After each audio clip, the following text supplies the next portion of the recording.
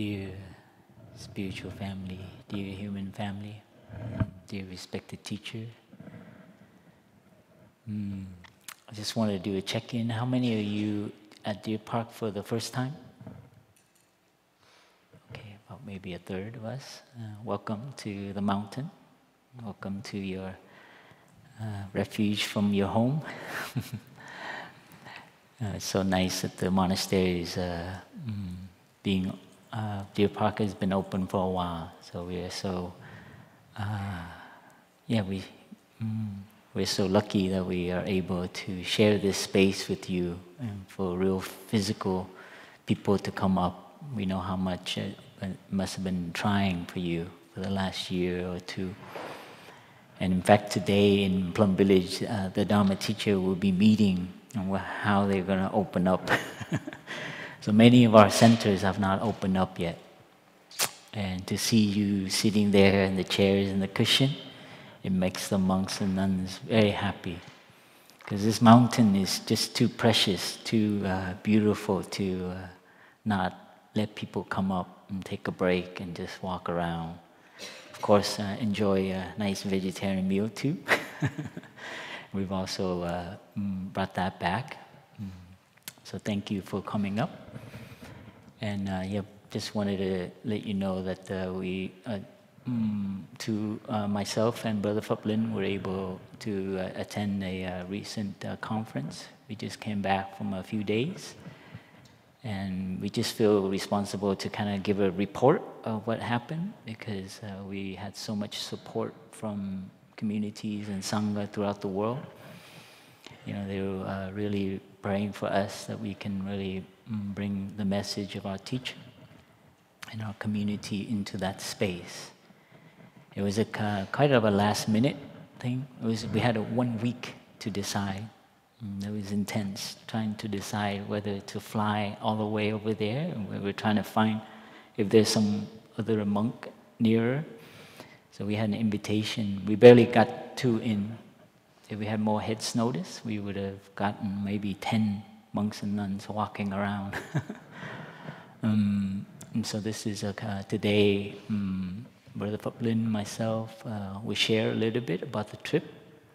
Just because this being recorded, and then all the Sangha members and communities around the world will be able to hear a little bit of what we experienced and what we were able to offer at this conference that's actually just ended yesterday, and the news headline and so on.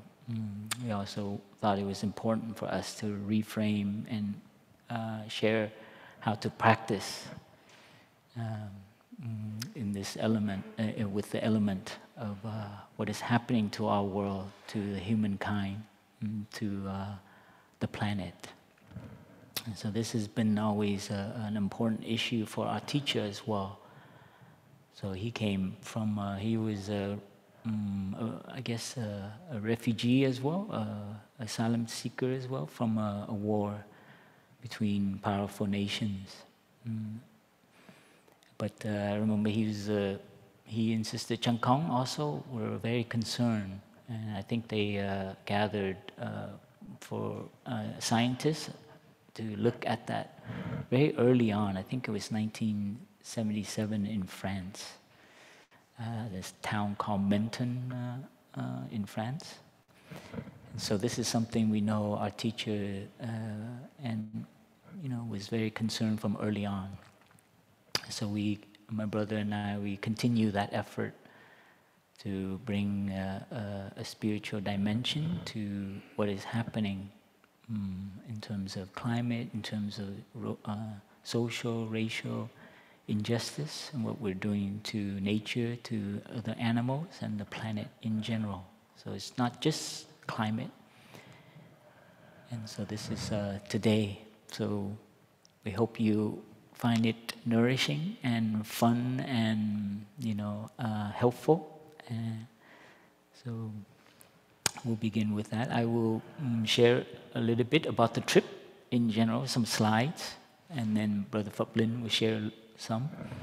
And then we'll invite Sister Tae Ngim also to share what our community and the Sangha of Earth Holder Sangha, and what we're doing in the community in our Sangha relation to climate and social justice throughout the world, in Europe, Asia, and Americas.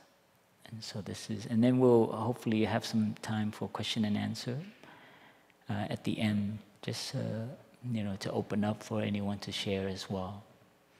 With that, I will share my screen, and thank you for tech team for helping us make this possible.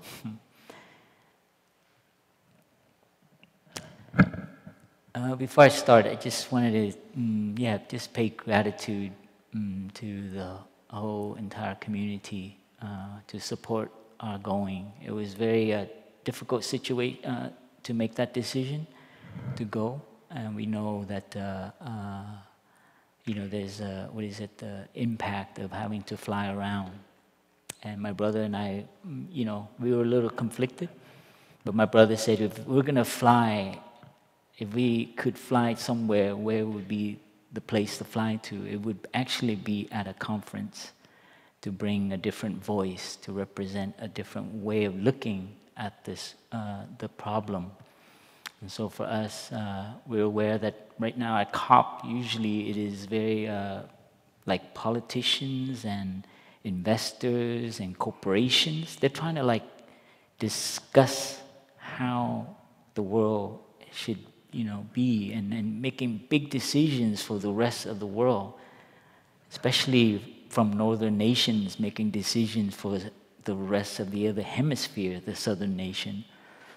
So that's this COP conference, and you'll see from the slide, I was also at the COP21 in Paris, with a group of us, monks and nuns, and that was the first time that the faith voice from the faith community was able to be heard. This trip at COP26, after 5 years, we saw, my brother and I, more presence of the indigenous communities and nations, as well as the youth really coming out full on. So this is just a deep gratitude to our teacher, to our community, to, kind of indirectly and directly, opening this space for us to come and share our point of view, as well as concrete practices. And Brother Phap Linh will share more about that.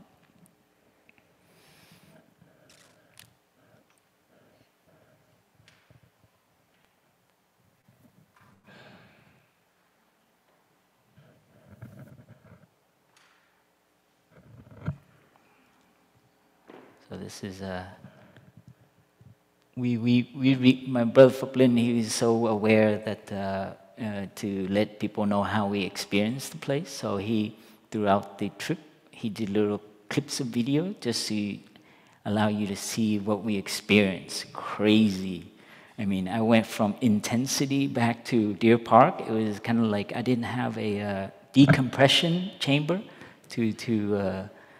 it was quite a drastic experience. So you'll see a little bit of that from these slides. Can you get you? We're on our way to the COP. Here we are.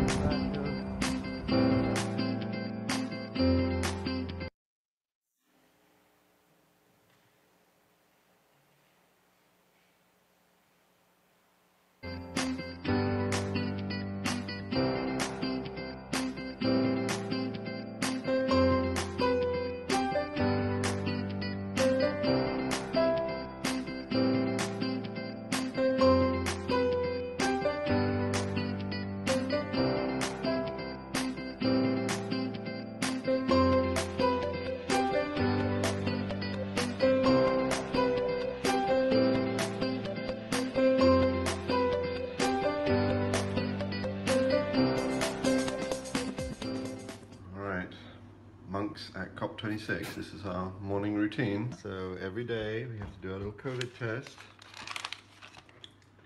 We have to get the... We stayed at, both of us, we stayed at our apartment. And it was our morning, waking up 6 to prepare to enter. Every day we had to do a COVID test. Okay. before you enter. Make sure you're healthy. Register it on the website, and Make sure we're healthy. yeah. So we have to submit our results, otherwise we don't get in. So it's yeah, it's now what, 6 a.m. or 6:30 or something, and then yeah, this is how the day begins. Okay, and the next part of our morning routine is making the sandwiches for our packed lunch. Yeah. We pack lunch every day. The lines are long for This is lunch. my job. Okay, here goes. Sandwiches are made. Sandwiches go in the box. And then we have to do our bicycle routine. Okay, here are the bicycles. We've got to keep the bikes in the flat because it's not safe. And the local Sangha allow let us borrow 2 bikes. Where did that come from? How did they get hold of that? All those want to come up there. Oh, it was that was the Sangha. The Glasgow Sangha gave us that. They must have taken it home with them. Oh, really? Yeah. Okay. I thought you brought it. And now it's time. That was the best. Somebody from the Sangha from Lower Hamlet. Put it in front of you so can you get Our morning. We're on our way to the trek. COP. Oh, we had so We're gonna much bomb fun. them, man. COP bomb them. Here we are. Our face got really cold. On a sunny morning. You gotta have fun at these conferences, or else you get. Our nose is like snow. A lot of police here. Last night it was even more packed. Black City. A little bike route here. Ba-boom, ba-boom. Okay, coming up to the first gate. Not too many people yet. This is where Clark Kent becomes super monk. Listen to some music. We have to put on our robe Don't watch, okay? and look a little Avert bit your eyes. decent. Sure. We have monks from Clark Kent. We have super monks. All right, let's go COP bomb them. Yes, and today we're going to also fruit bomb Nigel Topping's team. Crew, so yeah. we got some How many apples and fresh oranges. stuff? This is our little secret bike parking zone, and right by the River Clyde. A beautiful sunrise going on over there. The Now whole you can see area the was queues. fenced off. We know how the cows feel now, huh? These humans.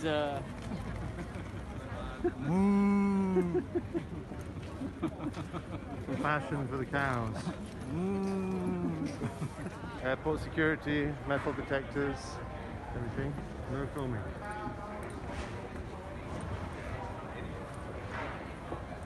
That was crazy. I got dizzy going back and forth. So here we are in the action hub of the COP. It's still very quiet. It's only This 8:30 is the in the blue morning. zone. How many people are here? It gets very busy later. So we just had our little guided corporate. sitting meditation with a small group. It's hard for people to get here early because the nights are long, and the lines are long also to get in.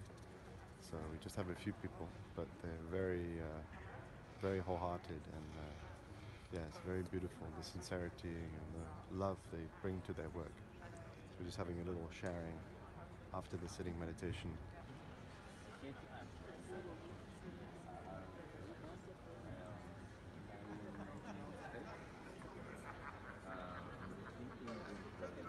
We offered in the zone every morning at 8 o'clock. We feel like We had astronauts meditation. because So we're all sitting slowly underneath people the join globe, just floating in from space. It's really next. huge Mother Earth floating above us. Under a globe light.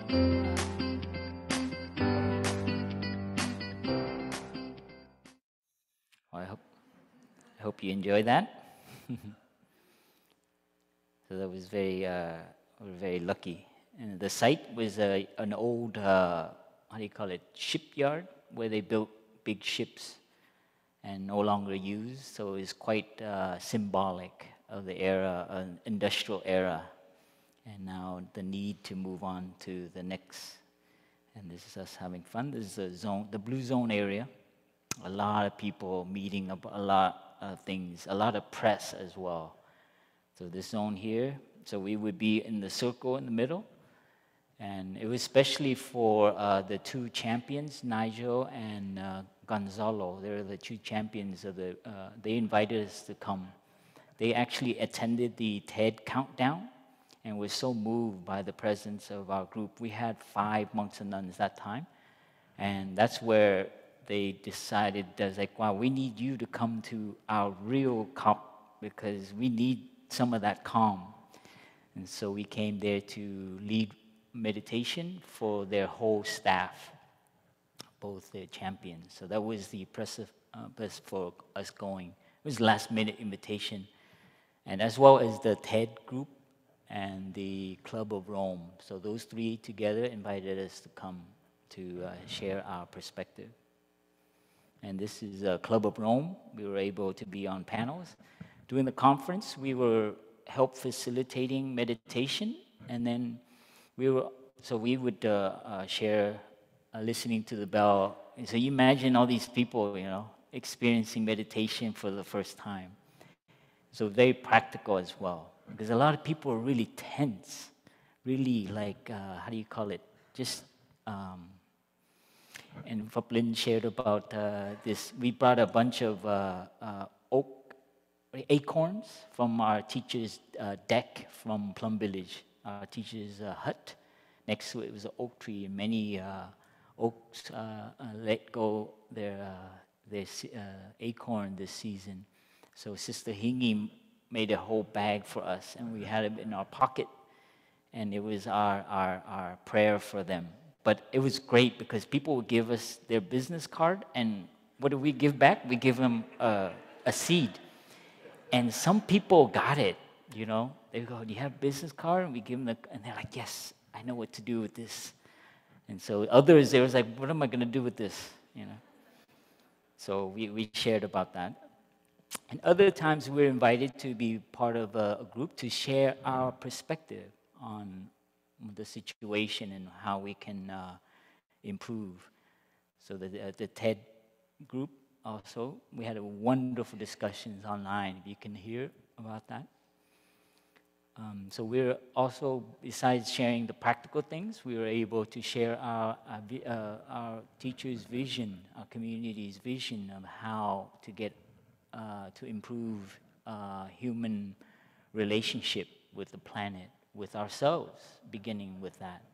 So we're both giving practical things to take care of our emotions, our fear, our anxiety, our resentment, our anger, as well as share our perspective that is just not just about climate change, but a cultural change, a consciousness change.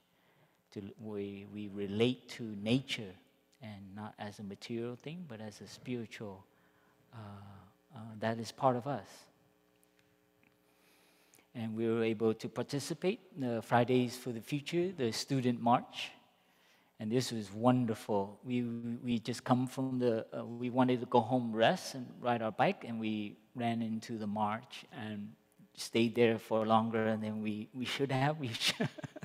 But it was so nourishing to be part of it. And it was first, I was one in France, in Bordeaux, the student Fridays for the Future. And it's so beautiful to have families, grandparents, children being there. Here you see the planet is changing. Why aren't we? These children's and Save the Planet. We thought it was fun to have Yoda present. Yeah, save the planet. You must. A lot of children and a lot of joy. This is a good way to translate anger and frustration, and then channel it through getting your. So the whole time going through, I was looking for babies that were crying. The baby felt so safe through this crowd, intense energy, and music, loud as well, but I couldn't find a baby crying. Yeah, and this is, this reminds me why we're doing this. So even, newly born baby, they just feel so at home.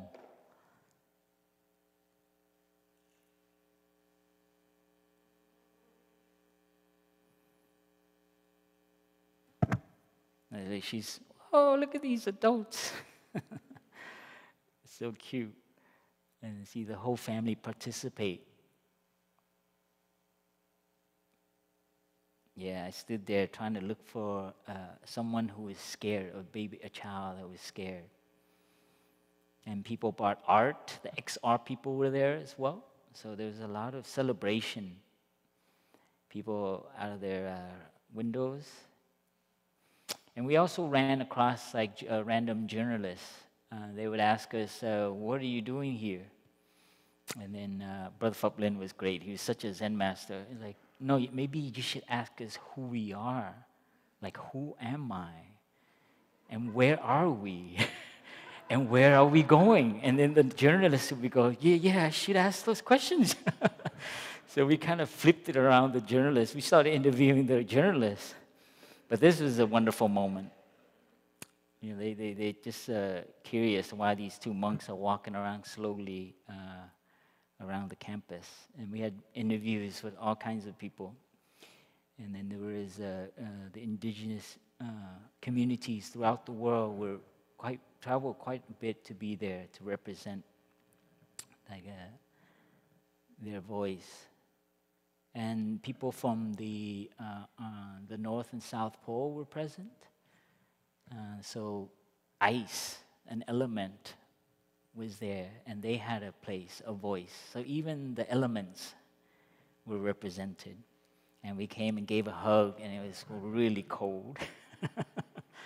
But we just had to hug this this travel so far. And we attended an event too with the Time magazine with their 1 trillion tree project. And it was beautiful. We saw, we didn't know, but Al Gore and John Kerry, like heroes of the climate action, they were there and they gave powerful speeches.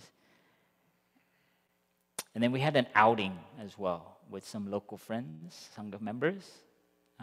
Phap Linh said, you cannot go to Scotland, Brother Phap Dung, for the first time without seeing it beyond the conference. So they had a Sunday lazy day. Can you believe it?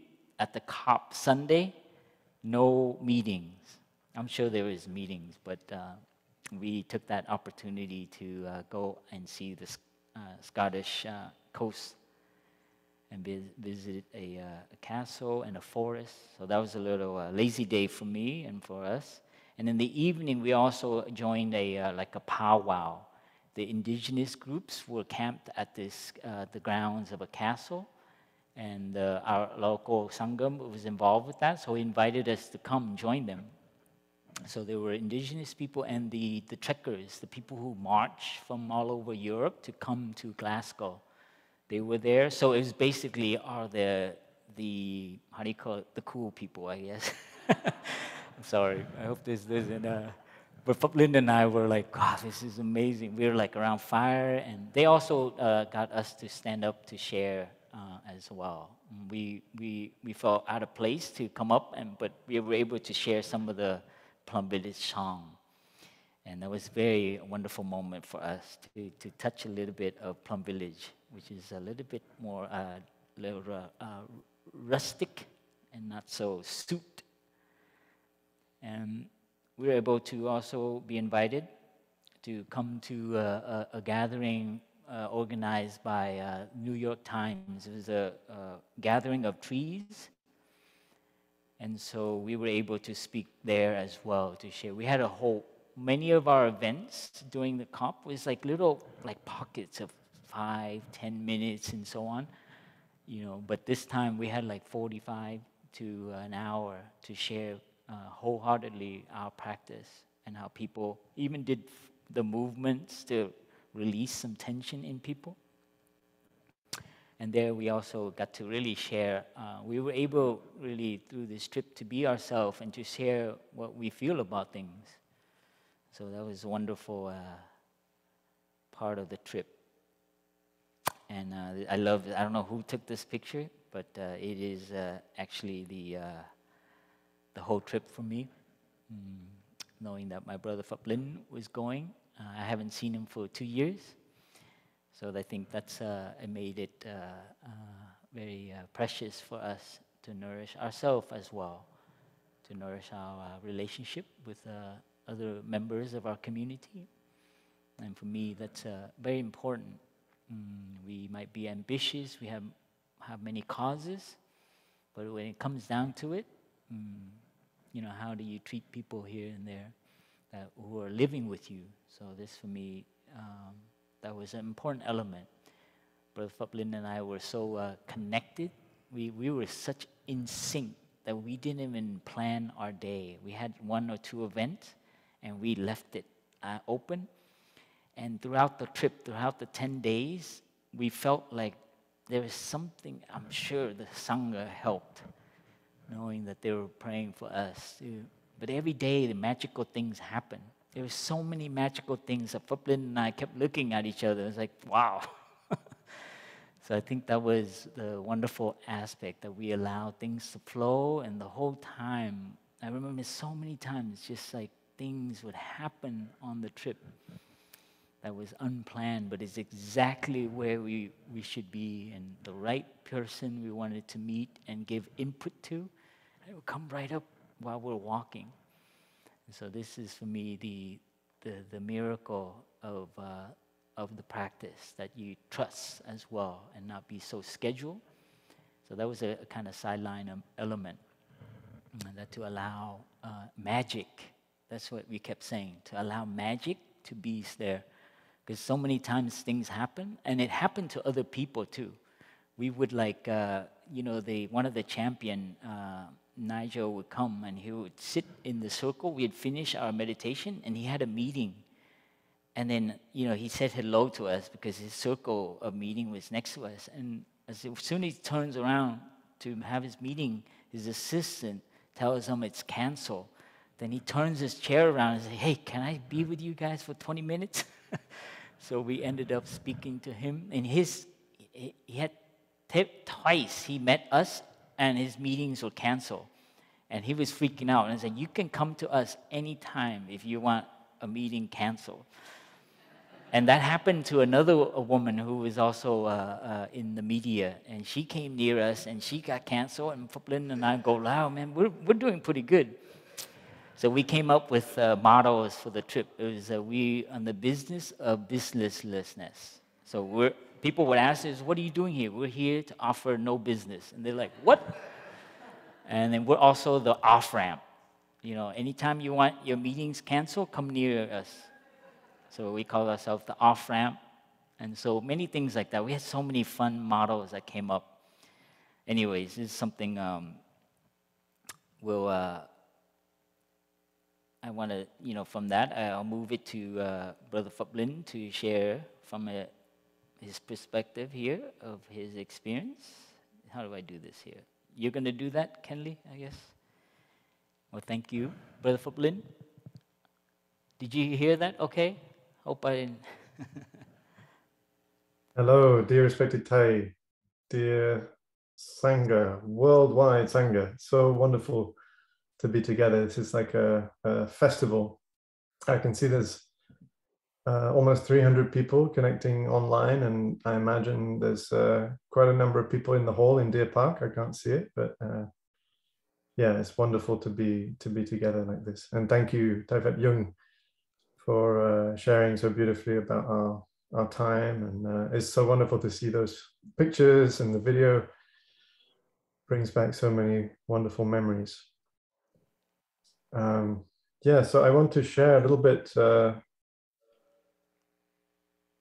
I guess the question that's in my heart, oops, slightly makeshift camera arrangement here in Plum Village. We'll try to do our best. Hope it doesn't fall down.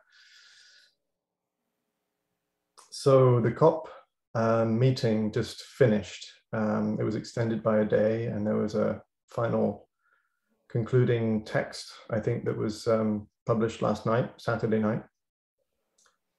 And I've been reading a little bit online the reactions, and it really falls into two camps. There are those who want to celebrate, say we've achieved, you know, a kind of historic achievement. Yes, it's not enough, but it's still progress.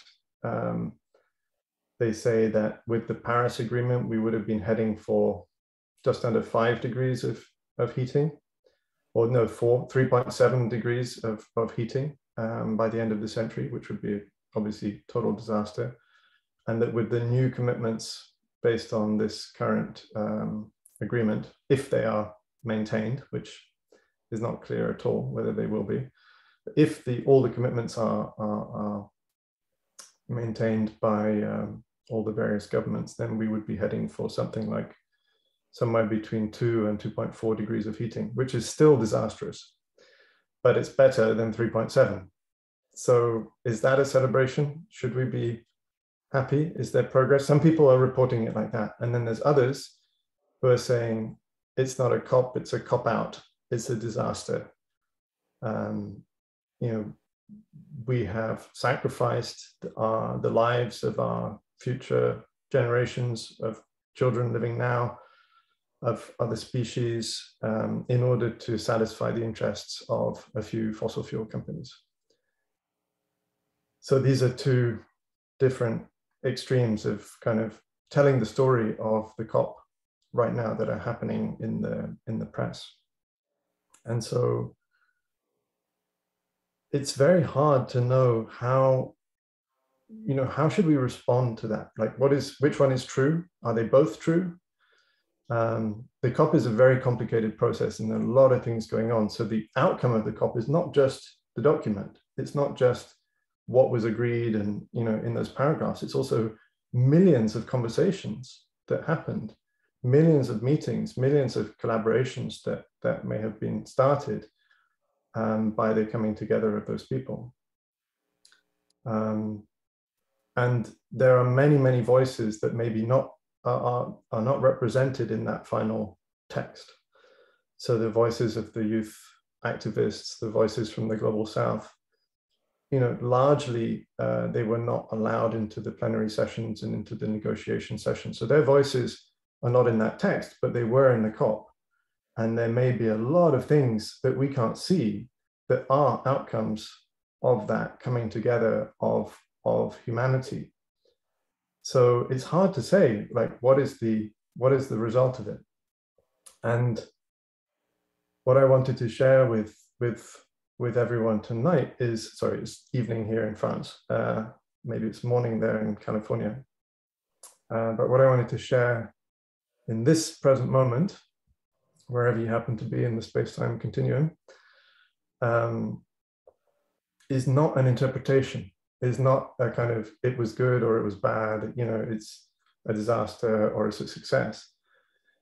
But it's more about what is our, what is the appropriate response as a practitioner. So obviously this is just how I see, you know, how I respond. What is my appropriate response? And it's for each of us to find our own appropriate response. But I just share with you how I try to hold this feeling. So there is pain. There is a sense of, immense pain and sorrow that we are still in such a desperate situation and we still have such weak international agreements going forwards that we know already are insufficient. So hopefully those will be strengthened in coming years. But for me, the first thing to do is to acknowledge the pain, to acknowledge that right now in my chest, in my abdomen, in my throat, there are feelings of pain, of grief, of anxiety. I have to be humble with those feelings. I have to be honest about those feelings. And I have to ask myself, okay, as a practitioner, how do I handle that? Because we have a role to play. That's my fundamental belief. Our Sangha, and I know the Earth Holder Sangha is also already very active in this space. I'm really looking forward to hear more from Sukote Nyim and others about, you know, what the Earth Holder Sangha is up to in this moment. But I believe our Sangha is actually has a really crucial role to play in this moment in history. because this pain is felt very widely around the world. There was a recent study, two recent studies, one in the Lancet and one in the journal Science, looking at young people all around the world from all different cultures, all different socioeconomic backgrounds, and asking them how they feel in the current, in relation to the climate crisis. And the results of those studies were quite alarming. So 75% of young people are feeling overwhelming feelings of anxiety in relation to the climate crisis, 75% across the world. 50% feel that our society is already doomed. Our civilization is doomed. So those are very big numbers. And perhaps as the climate crisis continues and as the extreme weather events continue to increase in frequency and severity, and as they continue to impact populations that are at risk, that already are experiencing climate stresses of various kinds, water scarcity, food scarcity, political instability, as all of those things increase, as they very likely will, those feelings of anxiety and doom will also increase. So we have to ask ourselves as practitioners, how can we help? What can we do? At least that's what I asked myself, and that's what I asked myself, going on this trip to the COP, is like, where do we fit into all this? We're not scientists. We can't help on that level. We're not politicians. We're not economists. So what is our role? What can we contribute to this? And I have good news, really good news, because I feel like there is a lot that we can contribute. There is so much that we can do. And it's exactly in this space of knowing how to handle a feeling of pain and knowing how to generate a feeling of joy, right? These are two things that Tai would very often speak about. He would say something along the lines of, a good practitioner should know how to handle a feeling of pain and how to generate a feeling of joy. So then, well, we have to ask ourselves, do I know how to handle a feeling of pain? Do I know how to generate a feeling of joy? And those should be burning questions. This is urgent, not just for ourselves, but for everybody we're in touch with. Do I know how to help somebody else handle a feeling of pain? Do I know how to help somebody else generate a feeling of joy? Do I know how to teach that? How to teach it skillfully in 1,000 different ways, in all kinds of different contexts, to all kinds of different groups of people in different settings. And this is something that we can share with each other. We need kind of maybe an action plan for our Sangha. How can we really master this? Because one thing that we were very aware of, both in Edinburgh and Glasgow, is that when you look at this global situation from the point of view of suffering, and when you know something about how the human nervous system responds to overwhelming suffering, what I perceive is a kind of collective trauma response at the level of the whole of our entire society. So what does that look like? Well, we know a lot about how the human nervous system responds to overwhelming situations of danger and threat. Right? You've probably all heard this before. I'll just go over it very briefly. Basically, we know that the first thing you're going to try and do is to fight it or to run away, fight or flight. And when the threat is bigger than you, and in this case it certainly is, this is like planetary, then either you go into a kind of panic reaction, overactivation of the nervous system, and then the next thing that it will do is shut down. It's a freeze. Essentially it's playing dead as a way to get out of the danger, because that might have been something that worked when a predator was attacking you. If you fell down and looked like you were dead, the predator would often leave you alone because they are averse to eating something that's already dead. So that was an effective strategy once upon a time. But in the face of climate change, not super effective. And yet that may be what's happening to us. So because the situation does seem to be overwhelming, because we could rightly ask ourselves, well, what can I do about this? I'm just an individual. I'm not sitting at the levers of power. I don't get to decide national policy on fossil fuel subsidies or where to invest taxpayer money. So what can I really do about this? Of course, I can recycle, I can be vegetarian, or vegan, I can have a simple life. I can limit my carbon footprint, but it doesn't seem to be enough. So it feels terrifying. And we may have a tendency, given all of that, to go into a kind of paralysis, a feeling of being emotionally overwhelmed. We may also notice that we try to avoid the topic. It's inconvenient, it's unpleasant, it's something that most people don't want you to bring up at dinner, is you kind of like, it's pretty awkward if you're the one in every conversation who brings up climate change. It's not a popular topic of conversation because it's so terrifying. And especially if all we ever talk about is the doom and gloom. And that's important to know as well, because there's plenty of research that shows that just dumping on somebody with all of the terrible things that are likely to happen in the coming decades doesn't work. It doesn't inspire them to action. It doesn't inspire them to change. So what does?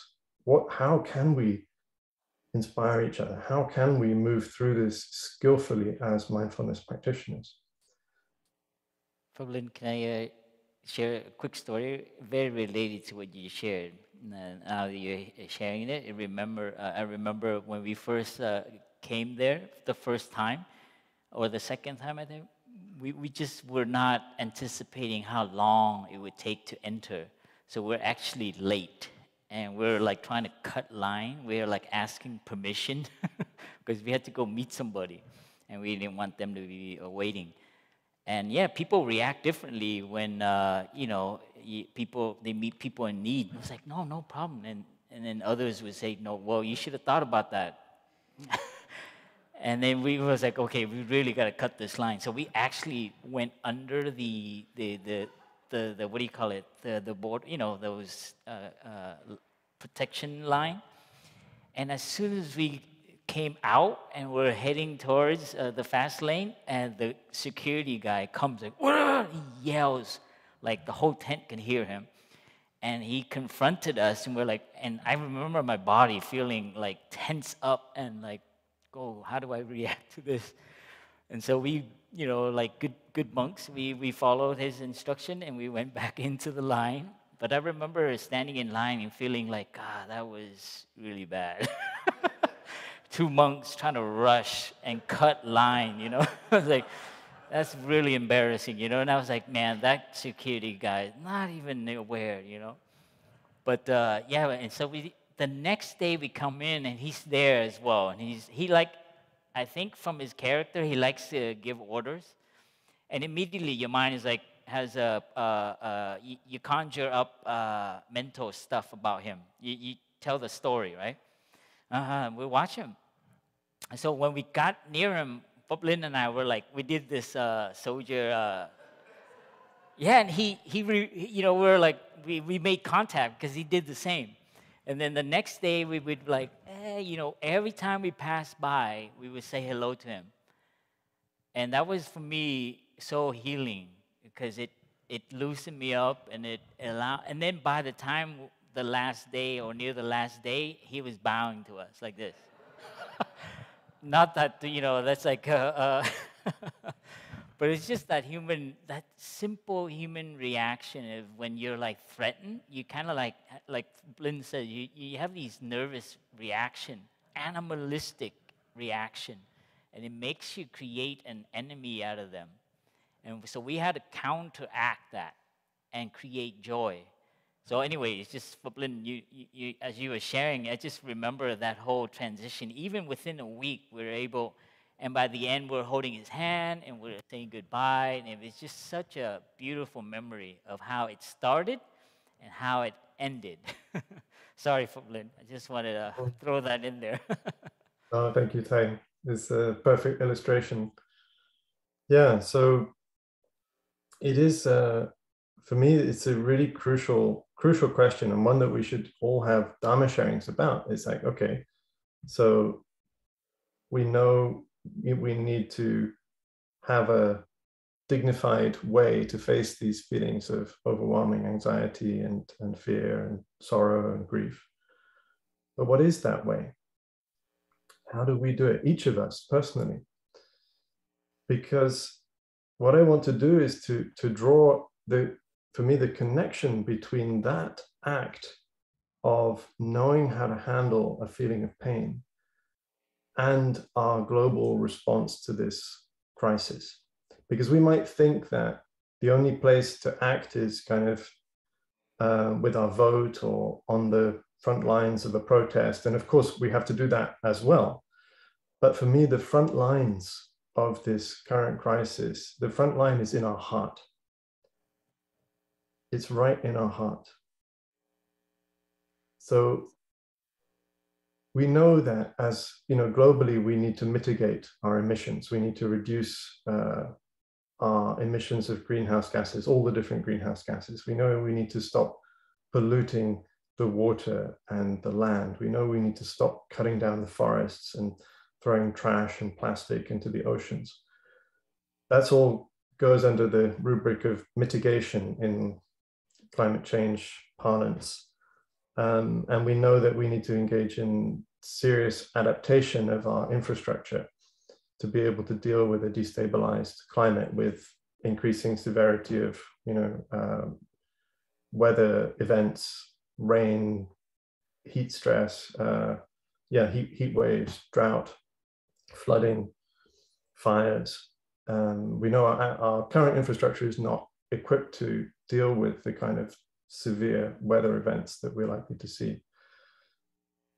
But that mitigation and that adaptation is only going to be done by people like you and me.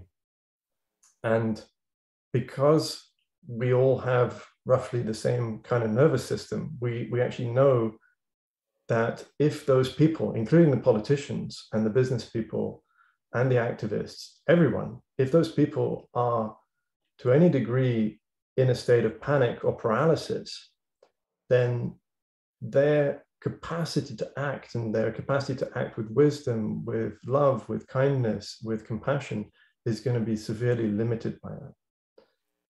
So if we want that mitigation to happen, and if we want that adaptation to happen, and if we want the climate justice to happen, and if we want there to be loss and damage funds for the global south, we know we need to help the people, humans who are experiencing chronic climate anxiety and stress and trauma, to deal with that. Because if those people are all frozen, they're not going to do the things that need to be done.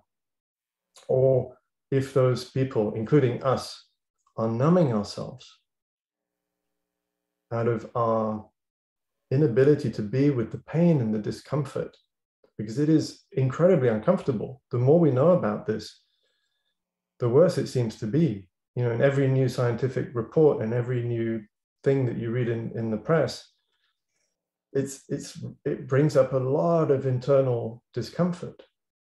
And one reaction, which is very easy to go towards in our current culture, is just to numb it, to cover it up. And there's so many ways that we can cover it up: with consumption, with pursuing success, with just doing everything we can not to be aware of that. So that's our responsibility as practitioners. And as I was saying, the good news, and this is really what we experienced in Glasgow, is that there's so much that we can do. And there's so much that we already know how to do. Basically, we're all practitioners to one degree or another. we've received the gift of this practice from Thai and from the ancestral teachers, and maybe from other traditions as well. And any amount of transformation that we have been able to touch in relation to our own pain, and not necessarily just the pain of the climate crisis, but whatever we have received from history and from our ancestors and from our life, to whatever extent that we've been able to meet it with dignity, to embrace it with tenderness, and to transform it, that is what we have to offer the others that we encounter on our path, who may themselves be suffering. Because we can learn techniques ad infinitum. We can take online courses and we can learn about trauma therapy, we can learn more about the practice. But ultimately, the only thing that's going to be convincing is our own transformation. And when people we meet feel that we ourselves have gone down that road, even just a few steps, that is what is going to help them to trust. And so, okay, this is great, but how? What do we actually do? Well, there's many things that we can do. So I really like this simple framing of handling a feeling of pain, generating a feeling of joy.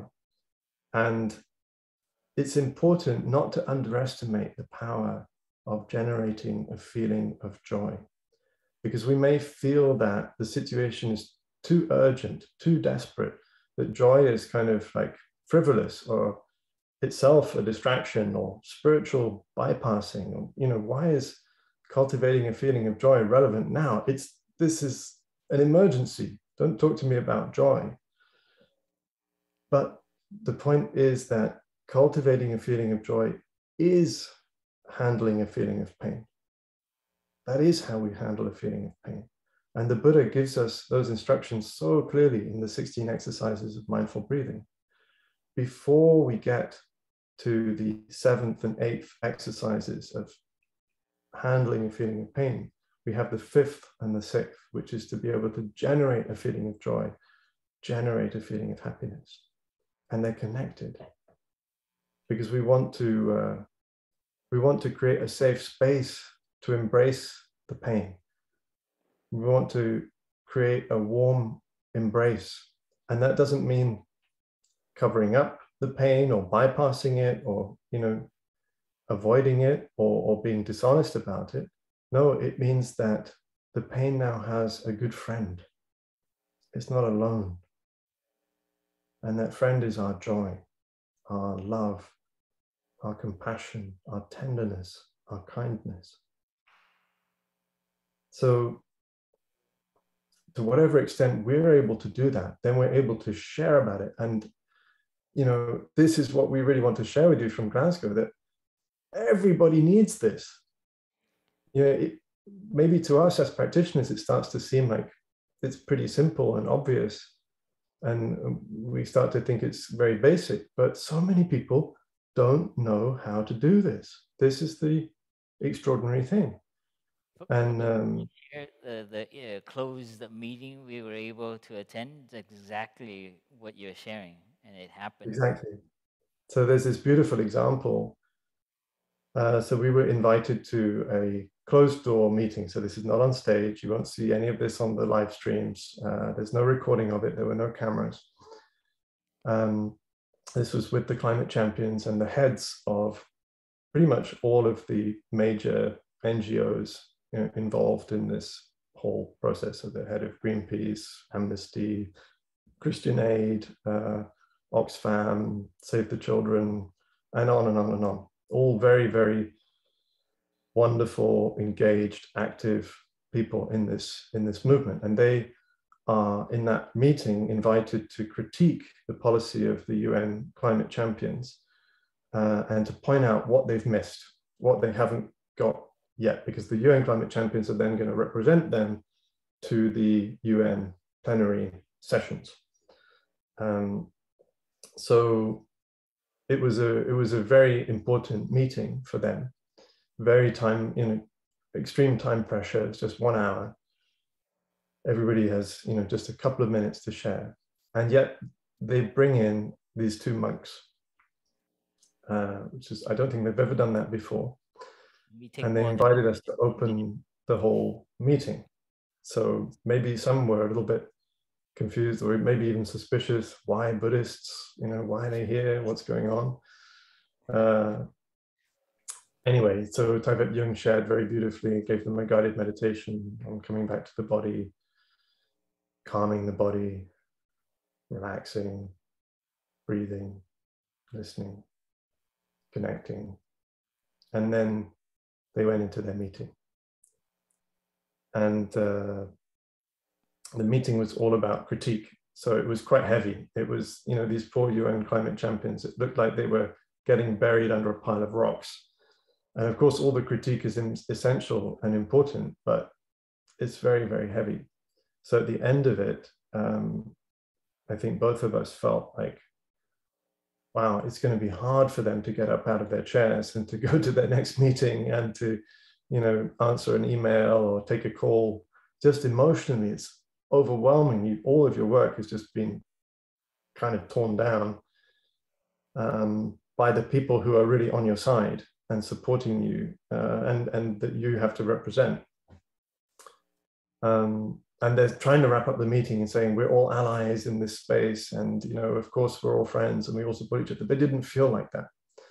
So I decided to take a big risk and I joined my palms. Joining your palms is very useful in this kind of setting. And I bowed and I asked permission to do something crazy.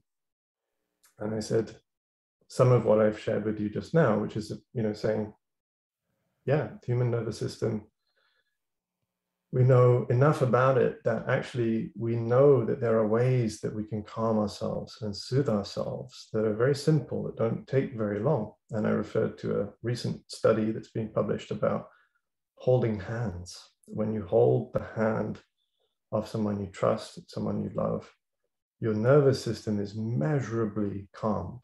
It's actually possibly the most powerful way to soothe and calm the whole nervous system.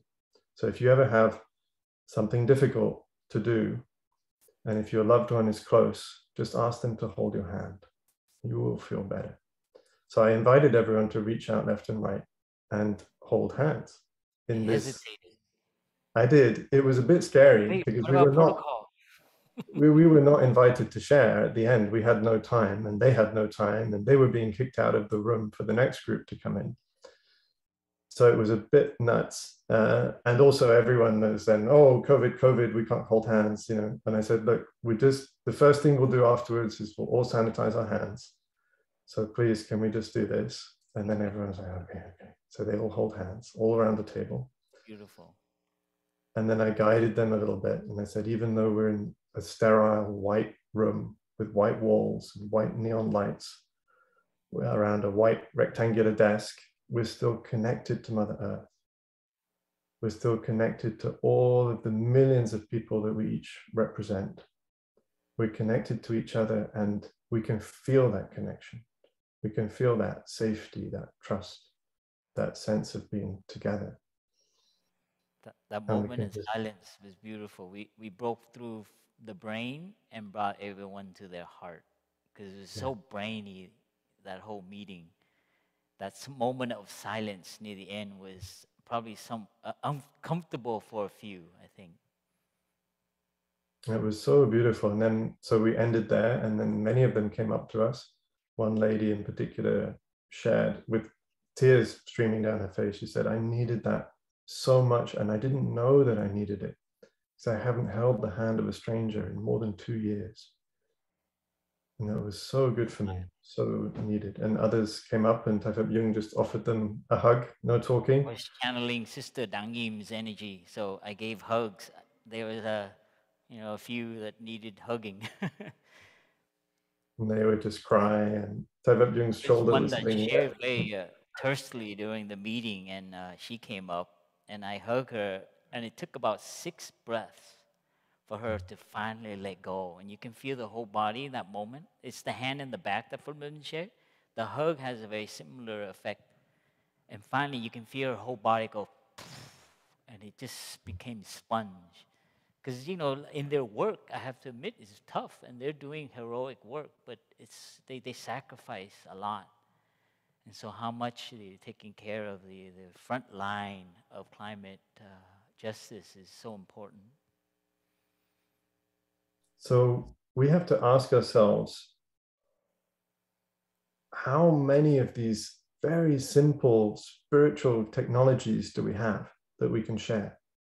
We should engage in a kind of collective global Dharma sharing to collect all of these different ways that we have to offer. Because right now, I'm certain that there are many millions of people who are experiencing feelings of pain, maybe rage, maybe injustice, dissatisfaction at the result of the COP. And they're wondering, what should we now do?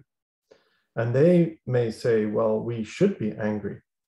You know, we need to be angry, or we need to stand up and, you know, rise up and engage in nonviolent civil disobedience.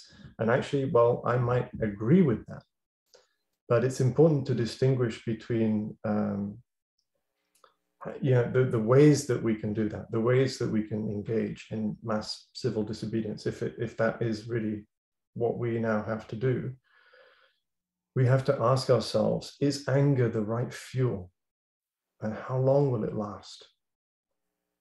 Is it a sustainable fuel? And is there maybe another kind of fuel that we could use? And I think we, as practitioners, know, and from the example of our teacher in the Vietnam War, we know that maybe compassion is a better fuel that will last longer. But I'm not here to tell anybody what to feel or to tell anybody not to be angry. That's not the point. The point is to know how to handle that anger. If we have that anger, to see that there are skillful ways to be with it, to allow it to move through us, not to let it get stuck and not to let it burn us and each other. So, you know, maybe when we speak to young climate activists and we speak about joy, at first they say, well, no, there's no time for joy. It's too late for joy. Don't talk to me about joy. Don't tell me to feel joy. And we've had that reaction sometimes. So we need to really show people the link between knowing how to nourish ourselves with the wonders of life inside and around us, and being able to handle those feelings of pain so that we don't let them spill. And that's an art that we should all be asking ourselves if we've mastered yet, or finding ways to master that art, that skill. And that's really what we were sharing with people every day. And what we found is that people are so on edge. In fact, they're holding themselves together, but it's kind of paper thin. They feel like they have to be professional in that setting, in the COP and the conference, and, you know, go to their meetings and hold themselves together. But the moment we gave them a space to stop, to breathe, to do the very simple practices, just to remember that we're sitting on Mother Earth right now, that we can feel the presence of Mother Earth in our connection, in our weight, in the feeling of gravity in our bones, in our feet, that we're not alone, that we're connected throughout space and time. We're connected to our ancestors. We're connected to our community members. We're connected to all the other species alive in this moment with every breath. And we just offer these very simple practices, and sometimes within a few seconds, people would start crying. So what I want to say to you is it's not so difficult actually to offer people something that helps right away. And that was nourishing us so much. You know, if you ask me, how do I nourish a feeling of joy? Well, this is it. I just have to remember that the teaching that Thai has offered us and that has been handed down so carefully over generations and generations of practitioners, that it works. I just have to remember that it works and that I have had the good fortune to receive it. And I feel overwhelmed by gratitude. And gratitude is a source of joy. So if ever I need to remember to nourish myself with joy, I just need to remember that we have something that works, we have a role to play, we have a way to engage. And as I said before, that engagement starts right in our hearts. The moment you wake up in the morning, check in, ask yourself, how am I feeling right now? Is there a vibration of sorrow, of anxiety about our global situation? And how can I take care of that? Because when each of us takes care of it individually, that is then what we have to offer to those that we meet in our day. And this is only going to get more needed, you know, in the coming years, in the coming decades. We are going to see an epidemic of trauma, of climate anxiety and climate grief. And we're going to, you know, we're going to need people who are trained, who know how to face that, who know how to give people effective tools. So, you know, when I became a monk, that was already in my heart and in my mind. That was my motivation to set forth on this path of monastic life, because, you know, the science was already clear 20 years ago. There was no mystery that this was coming and that we were likely not going to act in time. And so I asked myself, well, what is the appropriate response? What is the best thing to do? What is the way that for me to help, for me to engage? And when I saw Thai, and I saw the brothers and sisters, and I saw the lay practitioners, it seemed so clear to me that the world would need people like this, peacemakers, people who know how not to take sides in a conflict, people who know how to resolve a conflict, people who know how to diffuse a situation of conflict, people who know how to remind others of their compassion, to remind others how to connect at that level of human understanding, shared humanity, who know how not to fight over the last scraps of food, who know how to share. And so, you know, if you're a young person now and you're wondering what you can do, well, I really invite you to consider monastic training, even if it's just a Don't do that. 5-year Don't training be program. recruiting, brother. But we need a peaceful, non-violent army of people who know how to help in these tense times, who know how to help. Undercover monks and undercover nuns. Okay, so in your heart you're a monk, but you look like a business person. Thank you, brother. I just wanted to share in light when we were sharing all this. One of the indication that made us so happy was like one of the events there where Brother Phap Linh was sharing about relaxing and being with the present moment and letting go. And then after the event, the technical person who was doing our mics and everything, he came up to us, shook our hand, and he said, "Thank you so much. I really got so much out of that." I was standing back there, and as you were sharing, I realized, why am I so tense? Everybody's got their mics. And he was able to relax for the first time during the whole conference. So Phap Linh and I were going through the conference collecting little jewels like that. If you can affect someone in the background, the New York Times events, same exact thing. Another young man came up to us and shared the same similar thing. It's like, wow, please, this is amazing. I've never seen the audience stay after an event. They had many events before, and people were like talking to each other and hugging each other. He was really surprised, like something happened here. And so a young tech, they're not even involved. They're like more worrying about the sideline. But here they are affected by what we were offering. So that was very important for us to, as we were there, we were running into people in the hall, the guards.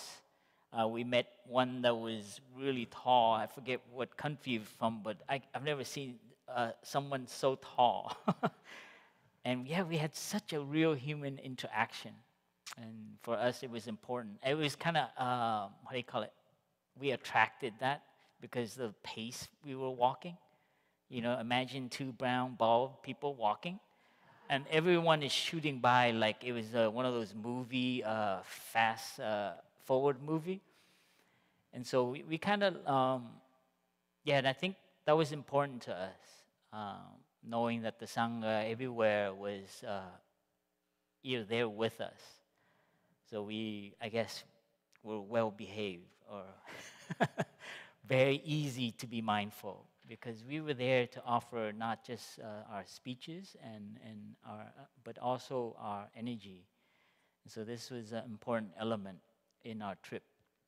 And I think, you know, when we were able to give an opportunity to share our thoughts, we were very aware that our teacher, and I felt so grateful that Thai laid everything out for us, the path, the practice, the whole, even the fine manners, the way we behave, washing dishes, things that help us slow down and be with ourselves.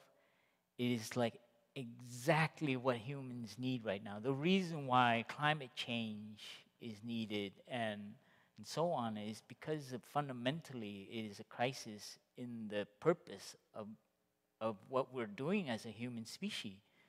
So this for me was anytime we had a chance to share, we say it's not just about climate change, it needs a cultural change. And I think the indigenous people brought a lot of that as well.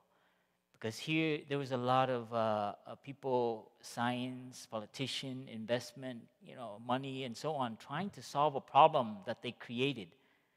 So that's a kind of like, they're not even considering the other elements. So for me, that was the challenging part to slowly bring into it. I remember reading texts during the conference, and you know, from the COP21 Paris 5 years ago, there was no mention about meat consumption and the meat industry, agriculture, and the production of alcohol and so on. The amount of energy that is needed to produce alcohol, meat, and feed and dairy. And this, there's more mention of it. Agriculture is up there, second under energy, transportation. So it's a breakthrough. But I remember reading a text, and it said the problem we need to is figure out what to feed to the cows. No mention about not eating cows at all. The problem is actually how we should change the kind of feed we feed it. You see the kind of thinking that is going into solving the problem? It's totally missing some element. The smartest people on the planet. But we have to be, patient and skillful as we bring this in. And this is the other element I saw, that we need to have this relaxation, the practical stuff, to lay people down so their mind is open enough to be able to see and to have a discussion. So you see where the practice comes in? And this is very helpful in your own UN gathering in your homes, right? With your loved ones and your colleagues. Same scope in terms of a national level, these gatherings, conferences, can be applied in your own home, in your relationship. Same exact thing. When you relax, you're not reacting from the animal nature, then you're more open. When you can handle your suffering, then you're able to see others suffering. And so this is something that can be applied at many scales. And I just wanted to, before moving on to introducing Sister Taegim about our community's work with this issue, we brought some messages that we were able to communicate. You can probably find some of that online, these things that were recorded. So we called for a cultural change, a way of looking at behavior as a civilization, as a human growth, right? In education, teens in here, right? and so the way I was trained, I was able to share teens here? in a dialogue about my own personal story, being actually a victim of a capitalistic, selfish, consumerist system. I even termed it, I was a child from the Reagan era. I hope no one gets offended with that. But, consuming, just worrying my own interests. And that is the state that each nation is in, right? And that is the kind of education, the model that we are perpetuating. And so competition, and rather than working and cooperating together. So this is a new way of looking at our culture and bringing in the spiritual dimension, how we look at nature, how we look at human beings. So this is a very important, not just material or useful, utilitarian way, or the benefit of the individual. So we're able to bring some of that into the discussion.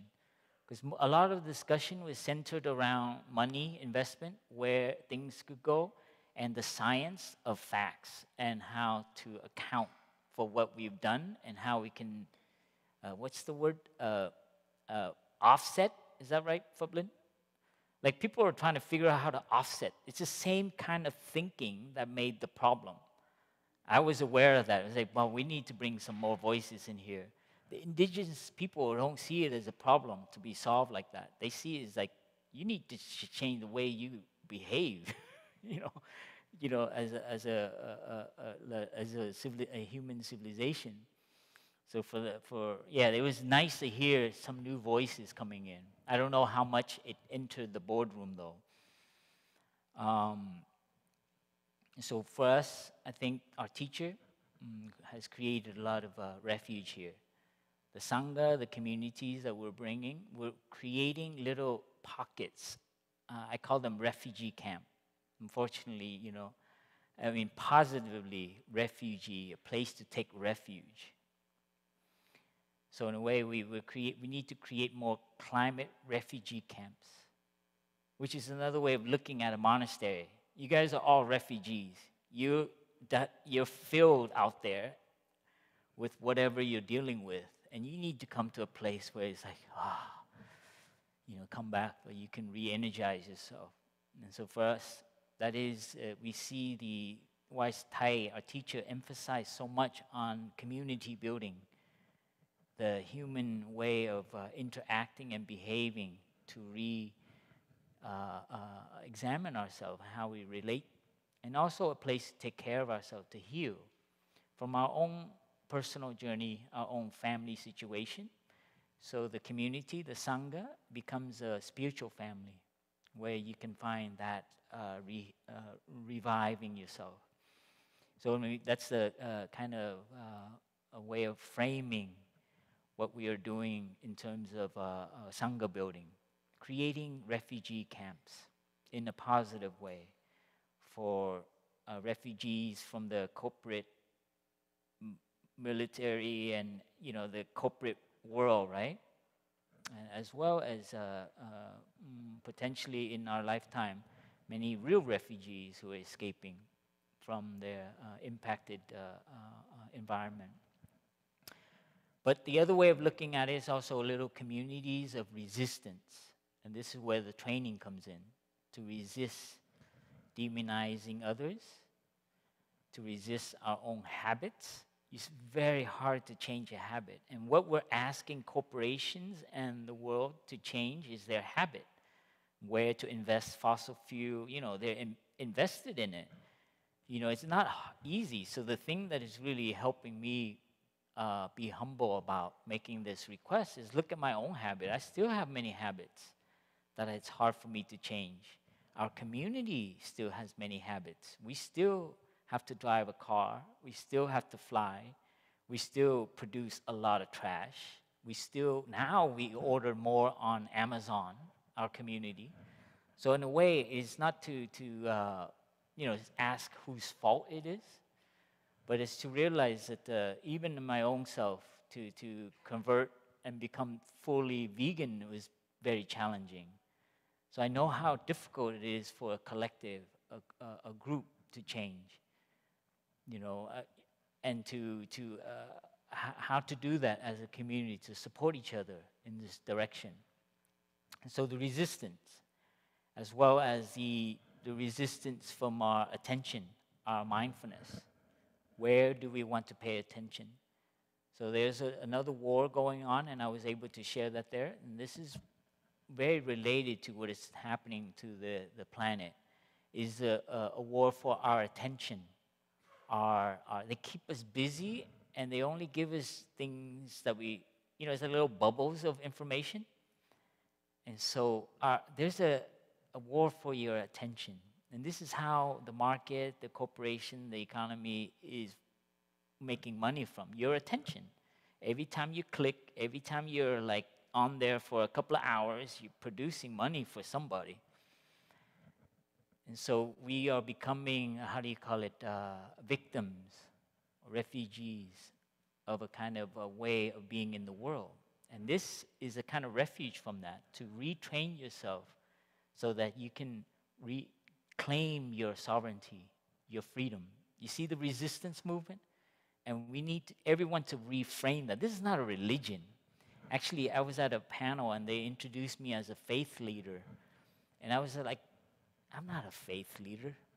I didn't say it like that, but it's like, I'm a rebel. I'm in the tradition of a resistance movement from India many, many, hundreds of years ago. The Buddha didn't found a religion. He was in a movement to let go of all his stuff and go in the streets and walk barefoot and to beg for his food.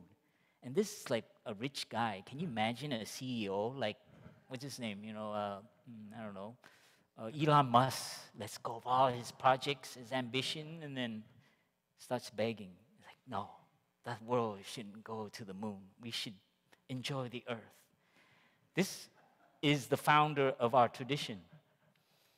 And what happens when you beg? When you have to go beg your food, is to recognize your relationship and dependence on others and the earth, the ground, the vegetables, the water for your sustenance. So it's because sometimes we make money and we buy and we order via Amazon, we become more disconnected to the cost, the hidden costs of our culture, a consumerist culture. So every time we order something, you think it belongs to you because you earn your money. You made some profit, whatever, and now you earned it, and it's your right. And I think now there's an awakening to see that there's a cost. There's a group of people somewhere who is paying for it, an environment, an animal, a certain part of the ocean is paying for our culture, our way of producing and consuming. So this is the kind of resistance. I even challenged them, I think I forgot one, maybe twice, 2 times in the event, that the holiday is coming up. And I want to leave you with that kind of challenge.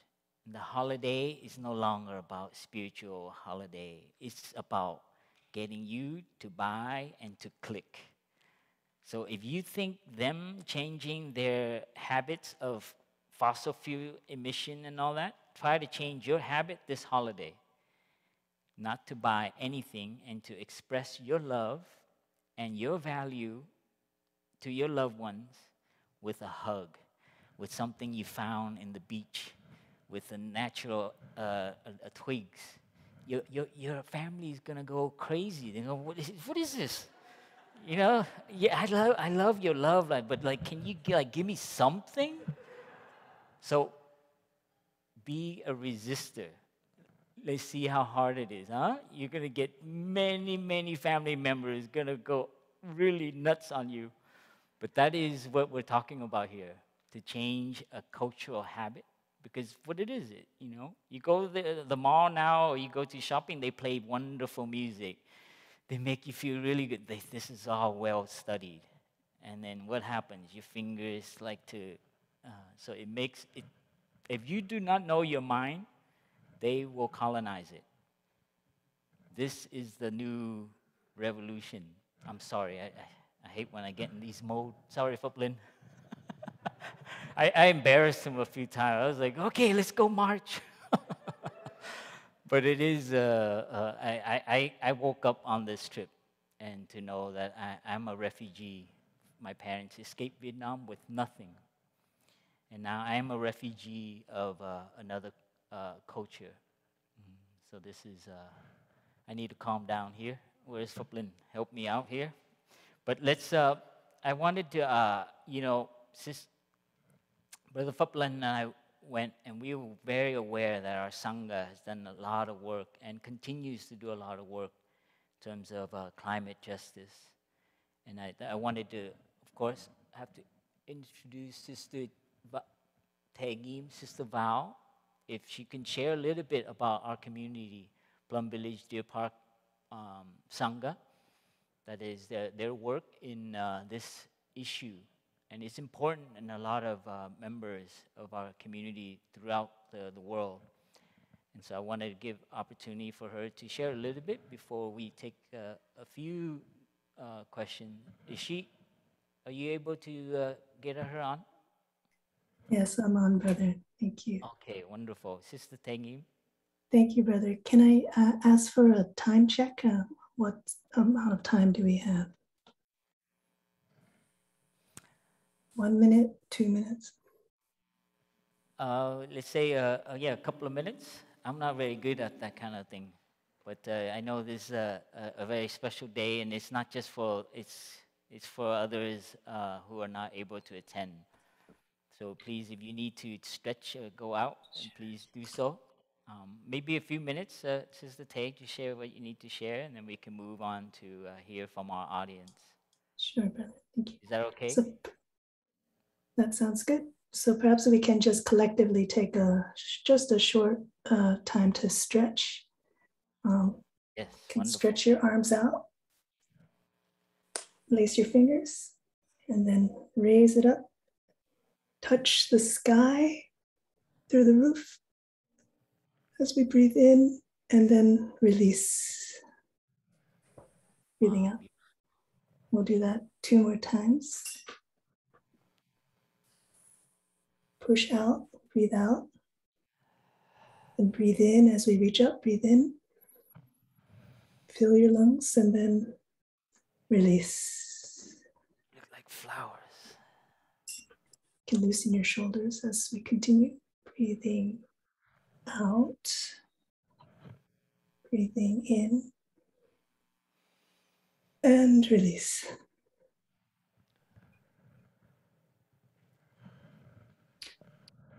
Thank you, everyone. And it's so lovely to see all of you in the meditation hall and also online. Thank you for hanging in there. So my name is Sister True Val. I'm calling in from Florida, but I belong to Blue Cliff Monastery currently. And first of all, I'd like to thank Brother Phap Linh and Brother Phap Dung for bringing the collective presence of Plum Village to COP26, to bring that spirit of joyful compassion and peace and aimlessness. Our community is very rich. When I first joined Earth Holders community, I think it was in 2019, I was looking for a community that could speak to my aspirations for Earth Holding. For some of us, we're already familiar with the term Earth Holding. Earth Holding is in reference to the Bodhisattva Dharanindara, who he served to hold, protect, and support the earth and all living beings on it. And so the Earth Holder community is a community of like-minded practitioners, many people from around the world who see what's going on around them, who see the need for engagement, and who are looking to find connection and support in this aspiration. So in a way, all of us as practitioners are Earth Holders because we all have that care to go more deeply into ourselves for self-transformation and to bring that out in concrete ways to effect the change that we are able to effect change. So I joined, and one of the first nourishments that I received from being in Earth Holder community was I saw my aspirations reflected in the eyes of others, in the conversations that we were having, in the new information that was coming my way to help me engage and enlarge my perspective of what the climate crisis was about, what environmental degradation was about, and to help me really engage in a way that gave me an avenue forward. So we recognize that in our community of practitioners, one of the things that draws us to Te and to the Plum Village tradition is the connection between action and meditation, practice and action. And we know that each one of us plays a part in this bigger picture of affecting change. And so coming together as a community, like Earth Holder communities, is a way to, first of all, help us connect with our aspirations. Many of us are so busy in our daily life.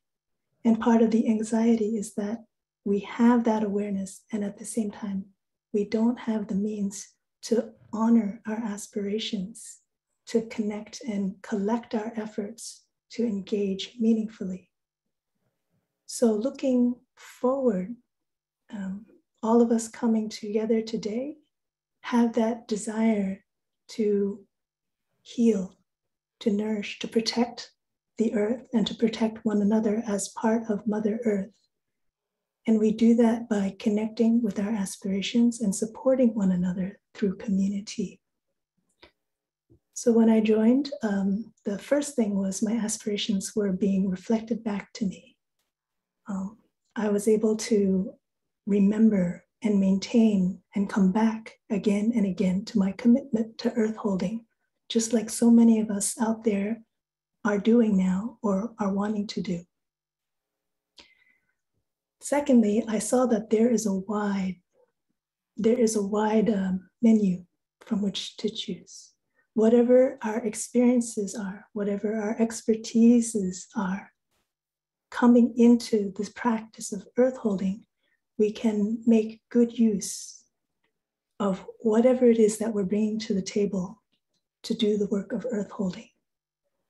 And so this has helped me very much to maintain that fire of hope and connection with others. As we look ahead, there are very real challenges out there, and we would be fooling ourselves to just maintain a space of awareness about the difficulties without engaging. So the question before us is how to continue engaging in a way that doesn't make us burn out. Our Earth Holder community is very organic. If you have an interest, then you're welcome to join. And the way that our Sangha has set before us is it's very from the grassroots up, and it's very empowering.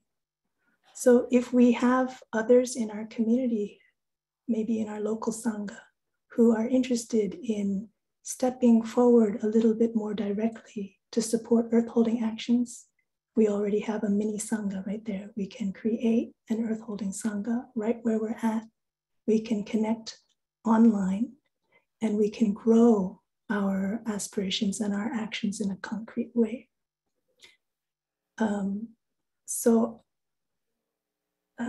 I'll reserve time for our question and answer. I'd like to ask for some time to invite John in particular to share about the earth holding efforts as regional community building has gradually enlarged, and about the project of MAPS, Mindful Action Pods, to connect people who are interested in both the practice of Plum Village and engaging that in concrete actions. Thank you. Thank you, Sister Val.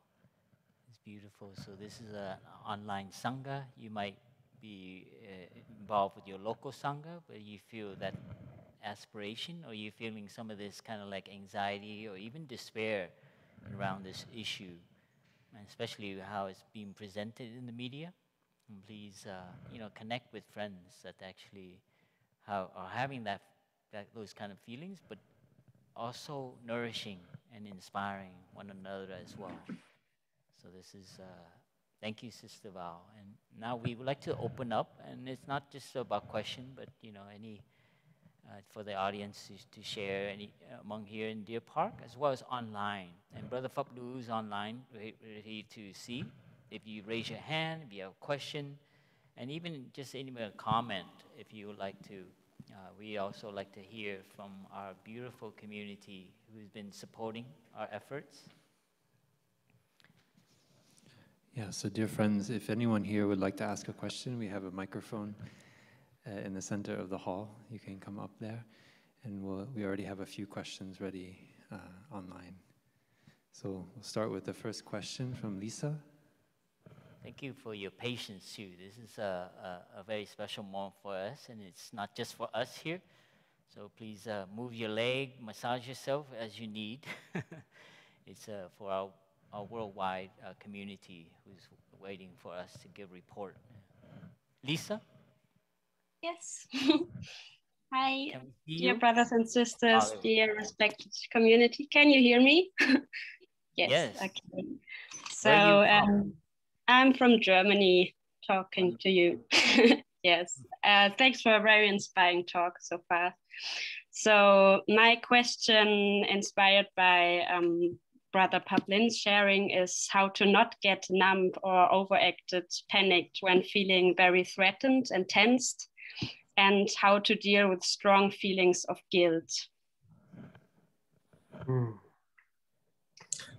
Thank you for this question. This the real stuff. I mean, that's what we really have to deal with sometimes every day. So I can share a little bit from my own perspective, how I try to face those feelings, which I also have. So the first thing I find very helpful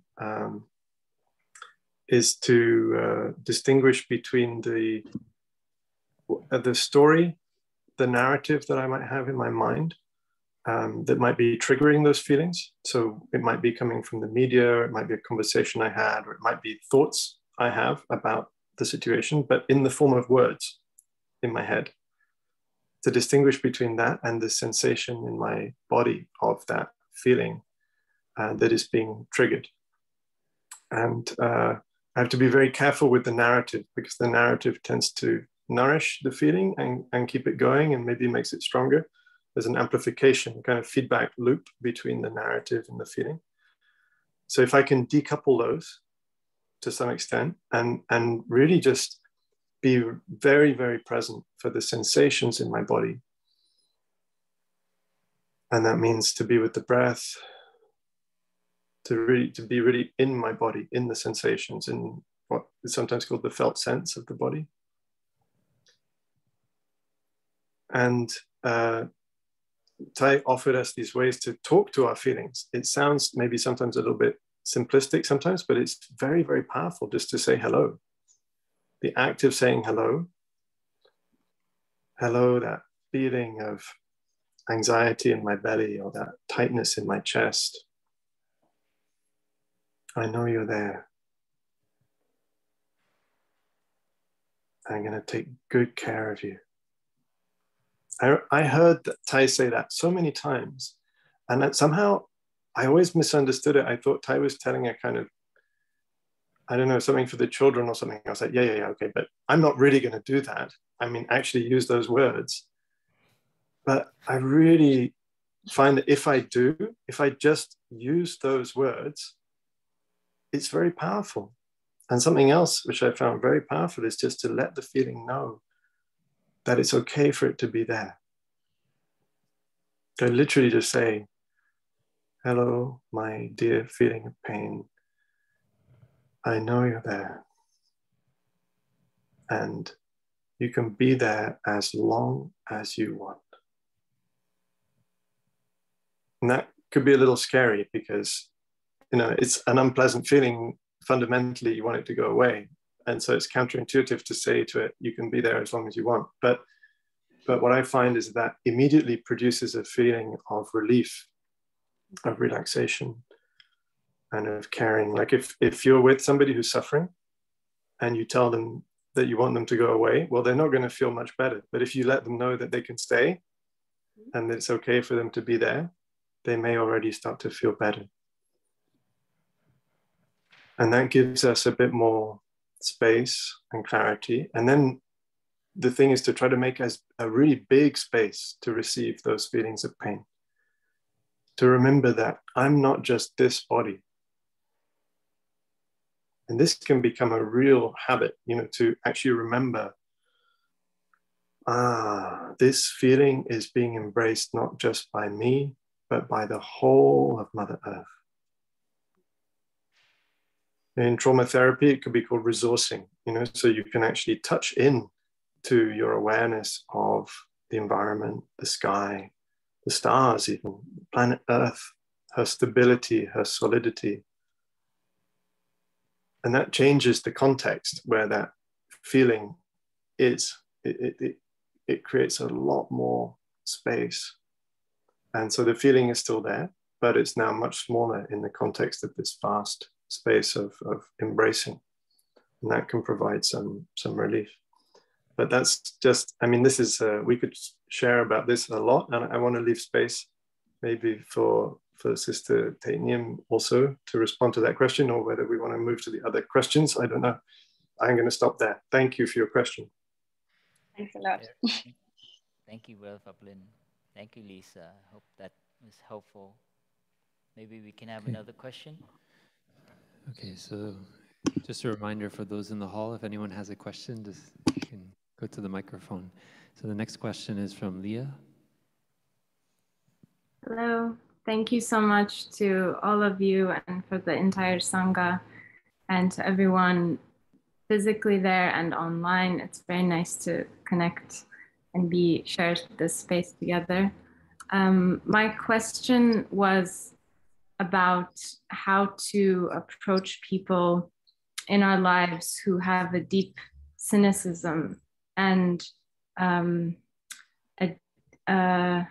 deep non-belief for hope in the future.